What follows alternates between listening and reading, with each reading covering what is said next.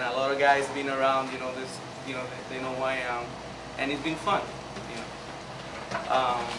Briefly, we're gonna go over some rhythms that we learned, and that we're working on. We have, all of us have full-time work, we do part-time musicians on the side, for extra income, and it's fun to do. We're still waiting for the income. Yeah. For me to attend into this meeting, it was good. I like what I heard and what I see. I hope that this push moves forward. As like the dancers, live music and musicians, we have needs too. We need venues, we need workshops. I myself, I done workshops. I have traveled to go to workshops to LA, to New York, because interest. It's like dancers, the same thing. Definitely, I would love to see that here. And there's resources and there's talented guys that can do the job. But of course, funding, programs, and the teamwork atmosphere has to be predominant.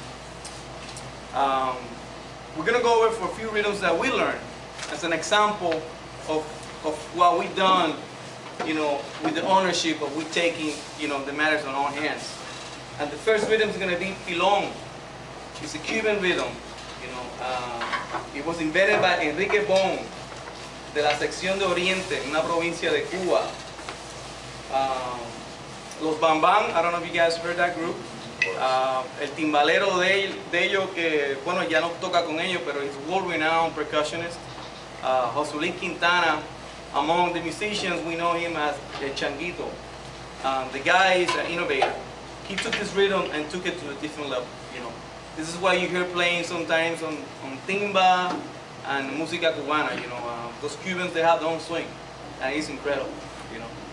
We're gonna feature el timbal, la baila, como se le llama en Cuba, a Cuban instruments, la clave, son clave, el 3-2, y la tumbadora, and another bongo. All instruments from Cuba. In this specific rhythm, the timbal player will establish the groove on the bell, and you're gonna feel it. The clave is gonna ride on top of it, and pretty much the conga is gonna be right between them, and the bongo is gonna do the riding. That means, ad-libbing. Okay? It's gonna be under the direction of Señor Mauricio Bizarra. Yes, so I want them, we're taking upon learning the folkloric side, whether it's Cuban, Puerto Rican, bomba, playing, and we study all of that stuff. I mean, how it's played in every instrument, if there's, whatever. And all of these rhythms, one way or the other, has an influence on what you go and dance. I mean, there's no question about it. You hear the salsa, you hear a little bits and pieces in the musicians, the bands, the way they play it, that will have a little samba, a little Mozambique or whatever, So that's why we try to, I mean, we have a lot of resources, books, there's plenty of resources, and we kind of dissect it and try to. And and that's very true, because when you start listening to the music now that you learn something, you listen to, you develop this ear, and you listen, oh, that's what he's doing. I know what that is. That's that. Where you think it's something else. Okay. Whenever you're 1, 2, 1, 2, 3, 4.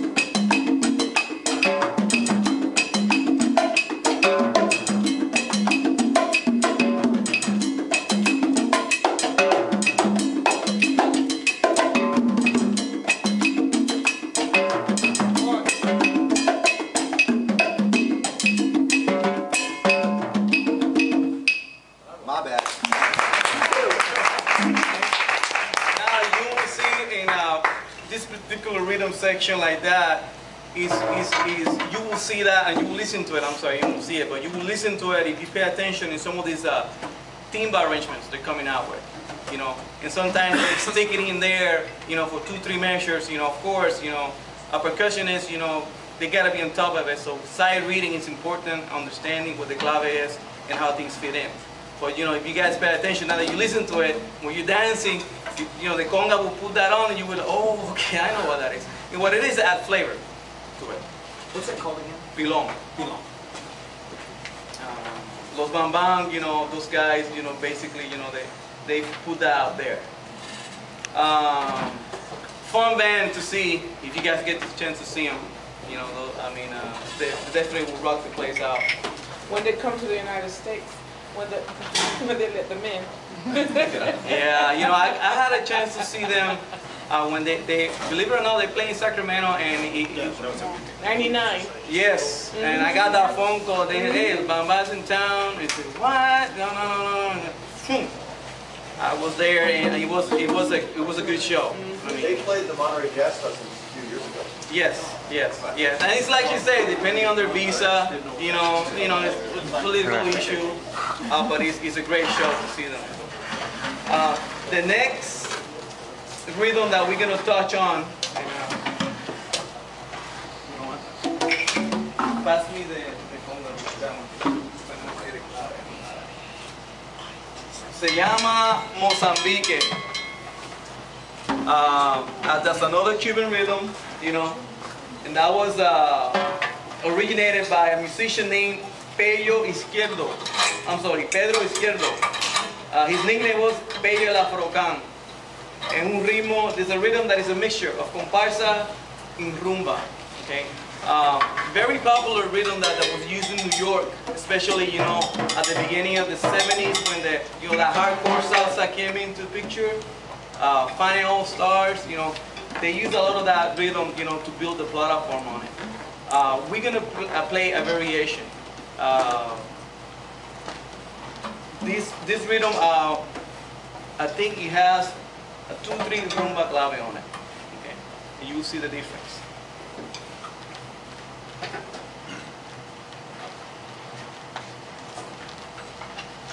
Check it out. The other one.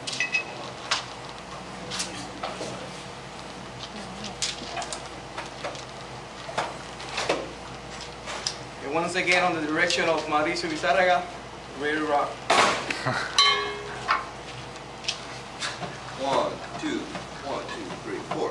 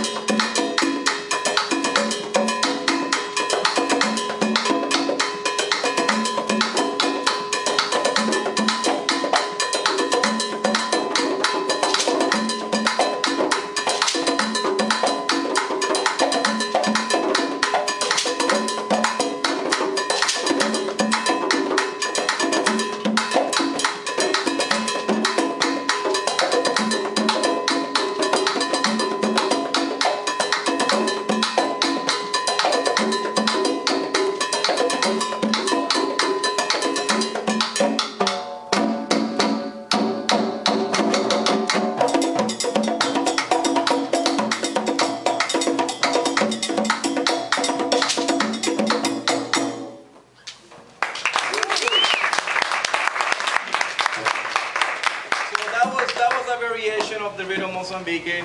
There's different. There's a lot of them. The New York style that is very common in New York. The one that we just played, you know, is from Cuba, in one of the provinces that they played there. Now we're gonna feature a bass conga player, Marco, in the bass.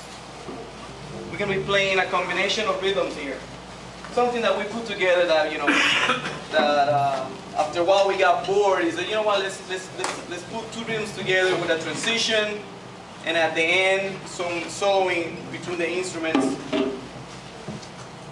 and so you guys will see the feel of what it creates.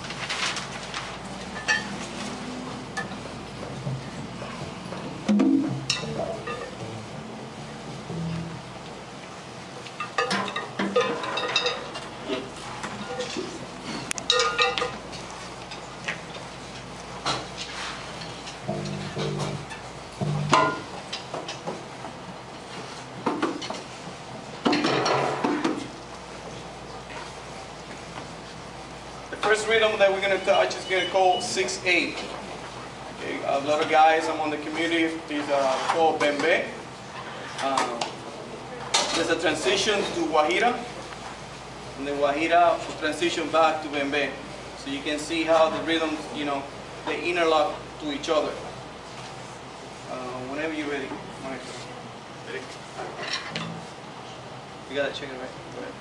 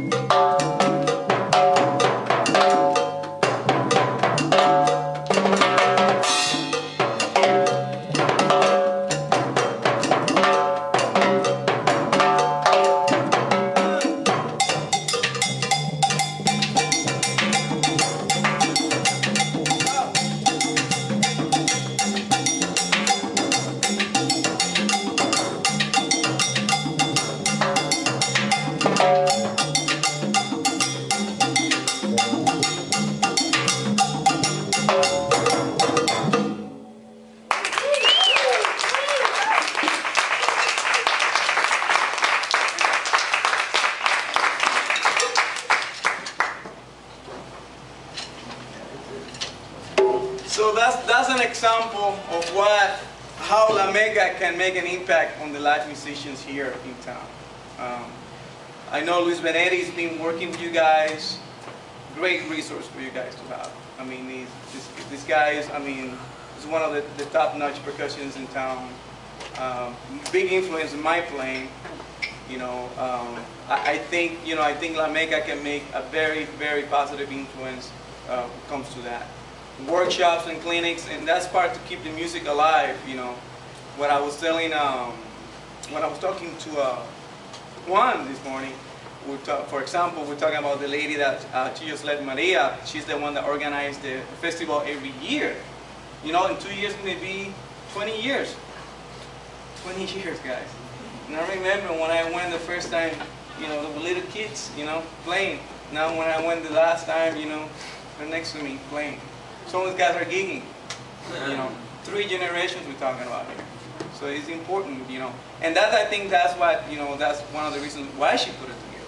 You know, of course, you know, for us, for the Puerto Ricans, like every other culture, you know, our music is our soul. You know, we love that music. It's part of our life. Your $700 was well invested. I didn't want to do it. I appreciate it. Thank you. Really, let me add on Luis Benetti, in case you guys don't know. This guy's passionate about the education of music, and we have him in Sacramento. Hopefully LAMECA will be able to help support him, because one of the biggest things for him is that he can't do what he loves, and that's to teach and educate and share, like he's helped the musicians here, and with Hector, like he's worked with them really close, is that he doesn't have, there's no one here, there's nowhere to hire him. They don't want to pay him. They don't, you know, they can't afford to pay him. So he's in Chicago, he's in New York, he's in Puerto Rico. So it's unfortunate, but we have one of the, they're getting him, they're accessing him, they're paying him a lot of money to go teach. But he's here, right here in Sacramento, and if we can get the resources together, we can do clinics. We've done 2 already. I've done 2. I've hosted with my buddy Oscar. We've done 2 workshop clinics on Son Clave, 2-3 and 3-2, and Luis Benetti's conducted both those. So, you know, hopefully LAMECA will be able to provide the source to be able to have this educator who's in Sacramento to be able to do some more for us here. Just want to announce that the core team is currently reviewing a proposal that has been a brainchild of Luis Benetti, La Historia del Mambo. And he moved it from a curriculum component of American River College here in town, Yes. to an activity that maybe LAMECA will be able to review and implement the appropriate resources. If I can add to that, when I started studying under Benetti approximately 4 years ago, I had been playing congas since approximately 1972. I was 15, grew up in San Francisco. Just to give you a little background about me, I'm Mexican, Basque, and Black, so you can tell I grew up very confused. So I started hearing, some of the Latin rhythms. I listened to a lot of soul and everything, and all of a sudden, then all these Latin groups started coming out. Hector Lavoe and all these people. I'm like, oh man, listen to this. And I'm like, man, check this out, man. And all of a sudden, man, here comes Malo, man. I'm like, I want to start doing some of this stuff. So I started listening to people play congas in the park and everything. And so I started studying, and I studied on my own for about 30 years. And then when I started under Benetti started telling me more about the culture and the history, and then I started learning things that I never understood, such as how, when the slave trade was brought over, how in the Caribbean, all the Africans were allowed to keep their drums. As long as they played toward, toward Jesus Christ, they could play. Hey, I was playing to Jesus Christ, let's jam. Except we're here in America, they took the drums away.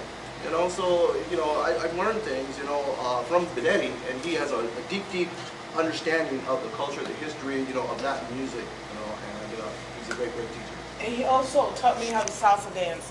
He's a great salsa dancer too. Well, the majority of musicians that play this music, they're great dancers. Why? Because they don't count, they play and they sing with the feel. That's the way I dance, that's the way I see my parents dancing. Touching back with the musician issue and how LAMECA can, help us. I think bottom line, all the musicians, and I'm not going to speak on behalf of all of them, but I know there are quite a few in town, and they know that I was attending because I talked to them, and I offered them, hey, would you come down here, put your input. you know, they pretty much told me what it is, you know, they just want a fair shake, you know, and that we have politics like the dancers, you know. We don't, you know, I can see why a lot of venues they want to bring the guys from the Bay Area. Yeah, the Bay Area, those guys are the top dogs. You know, those guys among my peers, you know, they're the guys that emulate. You know, have a chance to study with Oreste Vilador, whoever knows that guy is an icon for the Fania. Cal Perazo, timbalero for Santana. You know, of course, you know, you want to hire those guys. Those guys aren't going to come with $500. Okay. You know, they have a price tag. 2,000. Yeah. That's for them. That's where you start. From him. That's for the one. Just for one guy, you know. But anyway, you know, we So as you a guys musician, are here, right? yes, yes. And you know, and Sacramento, you know, is a proving ground. We got guys that have been playing. We got guys that play with Malo and Santana, and they're good. Benetti is an Elmfield endorsed. You know, he's endorsed by one of the top brand of equipment. You know, like the Percussion. So. We're really looking forward to meet you guys, see what you guys can do. It's in our vision. Yeah. And hopefully we can make it happen. We're going to work towards it. Yeah, one also, to add to what Hector was saying, that, I mean, when we kind of branch off, that's one of the problems for some when we started with Luis, I mean, he was trying to do something and you know, people wouldn't show up, you know, but there's not that commitment. The four of us, like, that was the first class and that was it, nobody else showed up. So we continued our own because, you know, of course we couldn't pay Luis, you know, for his time to be there for just four of us. So we decided to take it upon ourselves and, you know, get to the books and the material. There's plenty of material, I mean. But one of the things I spoke to the guys that I would like to also bring the folkloric side out so people know about it. Maybe not just in like teaching, because I know Luis can do that, you know, like go to school or whatever, but just people can listen to it. All these different rhythms that are us, you know. So there are groups in town that specialize on folkloric music. That they will call play bata, the original religion from Cuba. Incredible setup, incredible cymbal. I mean, 3 little drums, and those guys go at it for hours. I mean, when I see them play, I stand up and go home. Oh, that's great. I mean, it's challenging, you know. I was hoping to hear some bomba. Yeah. You know, and we're working on it. That's one of the reasons the Percussive Collective, ourselves, we took, once again, the ownership to span our horizon, the knowledge, you know. Because, you know, it's going to open, as a part-time musician, you know, I like to be called by the guys from San Francisco, and they have called me. But, you know, they're honest with me. They say, hey, you need to develop. And I say, hey, it's like dancing, you know, and I see that before. I remember when Fahad started dancing in the Club Conga. Yeah. Who remember that? That guy could dance. Thank you. He was asking me for steps. I remember him. You know? And, I mean, look at the journey that 1990s. I remember years. He's dancing Fahad's way. Let me put it that way. Fahad's a good guy. You know, it's like everybody, you know, it's politics involved, but, you know, he's been a very influence, you know, like Peter, you know, the guy's been around. I mean, they're one of the cornerstones of the salsa going on.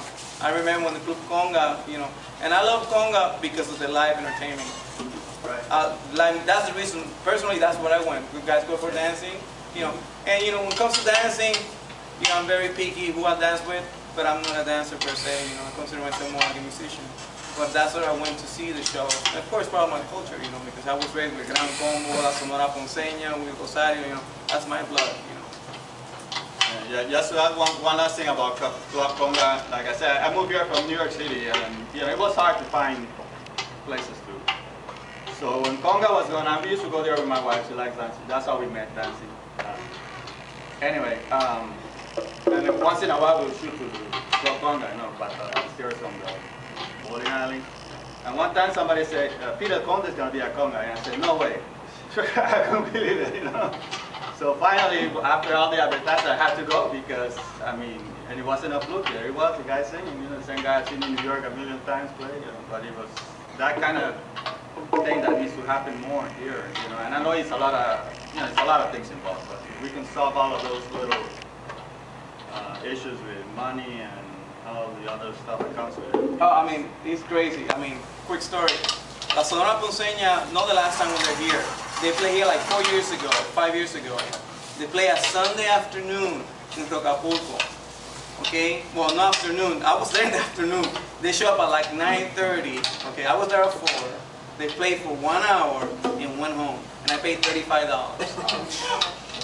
Okay, and that's because when they go on the West Coast swing, they just take whatever is available to them. They will do that gig. But if they gotta go, they gotta go. Of course, that's management, politics, stuff like that. But that's how diehard the salseros in this town are, because they call me, I know it's short notice, but Sonora Ponce is going to be here. So what? Yeah. I was gone, 2 hours later, and then sitting there like, I don't know, 5 hours waiting for them, and they show up, they do their thing, and I'm all like, okay, we got to go. And what? But that's how it is, Really quick, I just want to mention, I'm sad to see that those 2 gals left that are trying to run nightclubs and do salsa. It's sad because I think the tendency of what's happening in the future of the salsa community that I see is that, yeah, the economics is very much in play, but they're going to DJ music. They're forgetting about these guys. These guys create the music that they're playing on CDs or they're downloading from the internet. So what's happening is the new clubs are hiring DJs and they're going with the DJs. It's great, but you know what? Pay some respect to the musicians. Bring the musicians in once a month. Like I wish the gals were here to hear this, because it's important for these guys to be there, because they're the ones creating the music, or we're downloading, or we're playing in the club. I'm all for DJs, but we have to support the live music, or it's going to fade out to just DJs. And, there's not going to be no musicians. No more new music. Some music out. And that happens in every genre, rock, jazz. Well, I cannot compare a CD player with live entertainment. Never. That will never come close. This is what my mentality is. When one of my friends says, if I want to listen to DJ, I just stay home. Right. That's the kind of guy I am. That's the kind of guy I am. I'm serious. I love dancing too, but you know what? I got ground going at home. I have a concert tonight. Here you go. And one thing is too, like I said, unfortunately the girls aren't here to hear too. That's like when I did my Saturday night, I brought live music out. People started coming out that used to come out years ago. Okay, so you're not going to get that with the DJ. So like I said, once the girls are asking, how do I get a club or whatever, the DJs aren't going to get those people that used to go to Kwanga 12 years ago or 10 years ago. They're not going to come out for a DJ, because like Hector said, if you want to do that, just stay at home. We got all the music we want at home. But it's what the live music brings out these people, the salseros, the community, and generations past. They'll come to your club. So just wanted to mention like we had Conquista Musical and nobody supported them. No, then they faded out. They faded out, yeah. They had to do the group of You were 7 part of people. Conquista Musical? Yeah. Back in the, you weren't? Oh, but I remember. Yeah, okay. I thought you were part of Conquista. Well, I played with Orlando Diaz. Oh, you played with Orlando. That's right. We had Orlando too. That's been 10 years ago. Oh, yeah. Yeah. Yeah. And Milagros was, remember Milagros? Yeah. Milagros was the singer. Yeah. I know. Thank you guys very much. Thank you so much.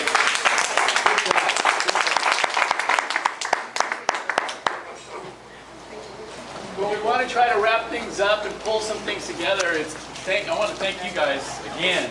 Give them another round of applause. That's what it's all about. Get you my email Really, that's what address? it's all about.